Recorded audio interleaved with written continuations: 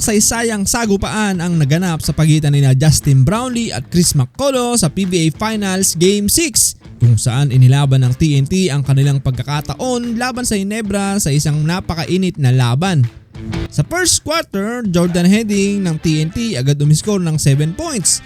Justin Brownlee lumaban na may 5 straight points. Chris McCullough asintado sa mid-range jumper. Defensive play ni Troy Rosario tumulong sa Ginebra para makuha ang kalamangan. Nakabawi agad ang TNT sa pamamagitan ng floaters ni Heading. 17-16, TNT ang nanguna sa pagkatapos ng unang quarter. Sa second quarter, muling nag-init si McCullough na tumulong ng 6-point advantage para sa TNT.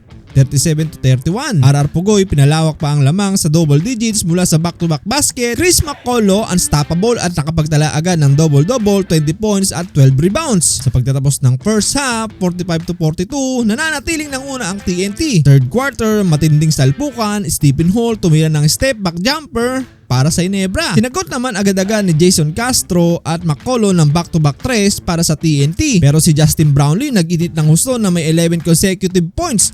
Total of 30 points. Nakuha na ng Ginebra ang kalamangan pero bumawi pa rin ang TNT sa tulong ni Jordan Headings at Pugoy. 75-67, balik lamang ang TNT sa pagtatapos ng third quarter. Fourth and final quarter, Justin Brownlee relentless scoring mula sa layup at tres. Binawi ang lamang ng TNT 77-78. Si Chris McCullough walang humpay sa pagbomba ng puntos para ibalik ang lamang ng TNT. Parehong umabot sa 50 plus points sina JB at McCullough. Sa uli, si McCullough ang may huling halakak para dalhin ang TNT sa panalo. Dinumina ng TNT ang laban upang pahabain ang serye hanggang Game 7.